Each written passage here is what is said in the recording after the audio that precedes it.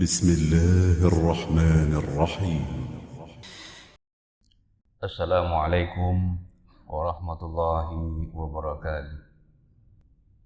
Masyaallah muslimin yang dirahmati Allah, di dalam kehidupan ini setiap orang diuji dengan ujiannya masing-masing, dengan persoalannya masing-masing. Ada yang diuji dengan anaknya, istrinya, suaminya, hartanya, perilaku orang lain terhadap kita, perkataan-perkataan buruk mungkin yang ditujukan kepada kita, mungkin juga ada fitnah dan lain sebagainya. Namun demikian, persoalan-persoalan atau ujian di dunia ini, kita banyak belajar dari para nabi yang diuji dengan ujian yang luar biasa, berat. Salah satu contoh ujian yang luar biasa yang diberikan oleh Allah Subhanahu wa taala itu kepada Nabi Ayub. Dan kita patut mencontoh ini sebagai ibrah tentang bagaimana kesabaran Nabi Ayub dengan ujian yang diberikan oleh Allah Subhanahu wa taala. Kita tahu bahwa Nabi Ayub ini, Bapak Ibu sekalian, Allah berikan kekayaan harta kepada Nabi Ayub ini. Diberikan anak, juga diberikan istri yang baik. Dengan harta yang banyak itu, termasuk golongan orang yang kaya, Nabi Ayub ini menggunakan hartanya tentu bukan untuk kepentingan pribadi saja, tetapi juga digunakan untuk orang-orang miskin, fakir miskin, bersedekah, untuk orang-orang yang membutuhkan, karena memang ada hak yang harus dibayarkan dari harta yang dititipkan Allah Subhanahu wa taala.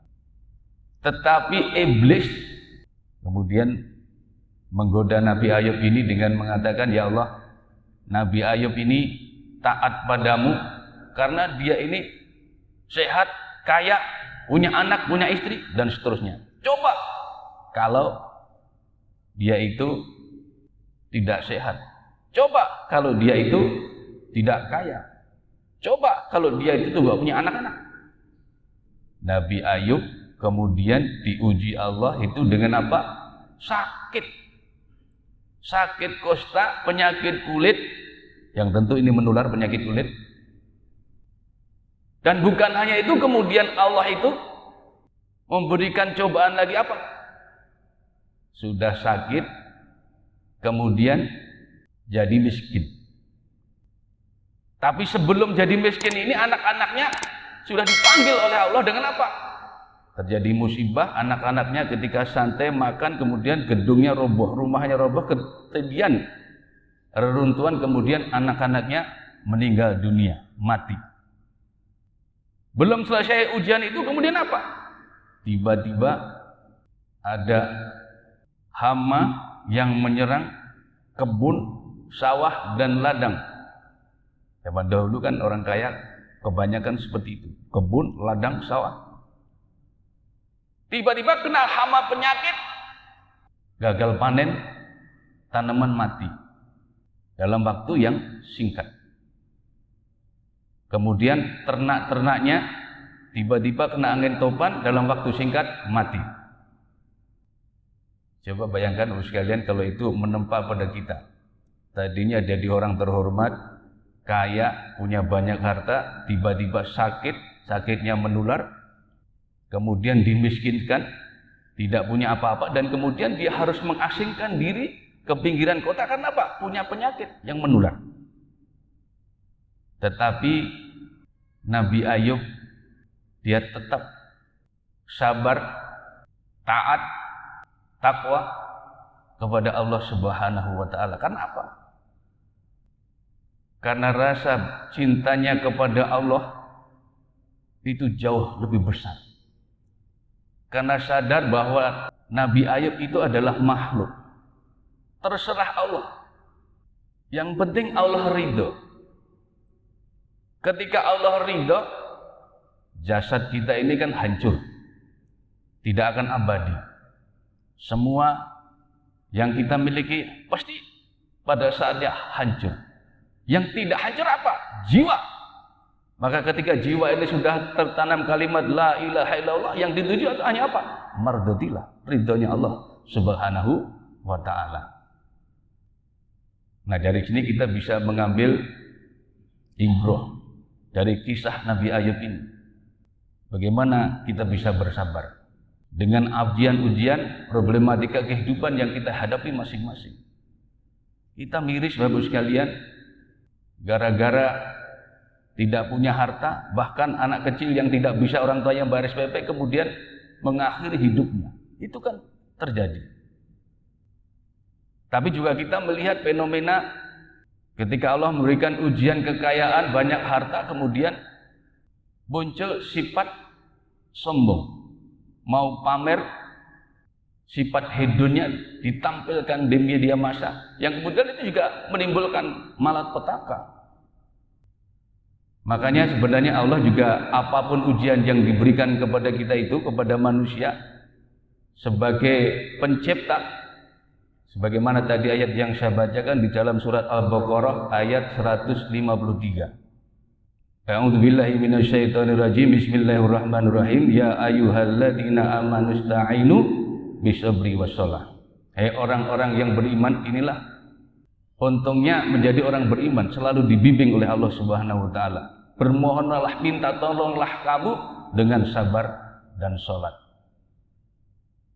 Innallaha ma'as-sabirin. Sesungguhnya Allah itu bersama dengan orang-orang yang sabar. Sabar dalam keimanan, sabar dalam menjalankan tugas dan kewajiban. Karena sabar juga sebenarnya kan kita belajar untuk menahan. Puasa kita ini kan juga diajarkan untuk bisa menahan diri dari makan, dari minum, dan segala yang membatalkan puasa, dari terbit fajar sampai dengan terbenamnya matahari. Nah, kita ini dituntut sabar sampai apa? Sampai ajal menjemput kita. Sabar dengan istiqomah dalam menjalankan perintah Allah Subhanahu wa taala, dan sabar untuk senantiasa menjauhi larangan-larangan Allah Subhanahu wa taala. Dan mudah-mudahan kita senantiasa diberikan sifat sabar oleh Allah Subhanahu wa taala. Dan kemudian ketika banyak persoalan, banyak problem, banyak masalah, banyak ujian tadi itu, di samping sabar juga udah jelas kita dituntut sholat. Tapi sering juga saya sampaikan bagaimana orang sholat, banyak orang sholat tetapi sholatnya mohon maaf, kadang-kadang hanya seperti gerakan lahir yang seperti robot, tidak ada ruhnya. Makanya bagaimana supaya kita bisa sholat dengan khusyuk? Berusaha sedapat mungkin Bapak sekalian memahami apa yang kita baca. Dan itu sangat luar biasa. Makna-makna dari doa iftitah, Al-Fatihah, dan seterusnya itu luar biasa. Sampai-sampai duduk iftiros itu kan kita selalu bermohon, Rabbighfirli warhamni wajburni warfa'ni warzuqni wahdini wa'afini wa'fu'ani, ya Allah, ampunilah aku, rahmatilah aku, beri aku rezeki, tinggikan derajatku, sehatkanlah aku, dan seterusnya. Luar biasa. Dan untuk itu, Bapak sekalian, mudah-mudahan sekali lagi kita diberikan oleh Allah Subhanahu wa taala untuk selalu sabar dalam menjalani kehidupan ini, berusaha sedapat mungkin untuk bisa menahan diri, menjauhkan dari segala emosi, nafsu. Kalaupun ada persoalan-persoalan yang itu mengancam atau menghantam diri kita, mudah-mudahan kita diberikan kekuatan untuk selalu menahan, tidak membalas, tetapi berusaha bagaimana kita menahan diri selalu dalam keadaan sabar. Inilah mungkin yang bisa saya sampaikan. Mohon maaf apabila ada salah dan kekhilafan. Terima kasih atas segala perhatian. Billahi taufiq wal hidayah. Fastabiqul khairat. Assalamualaikum warahmatullahi wabarakatuh.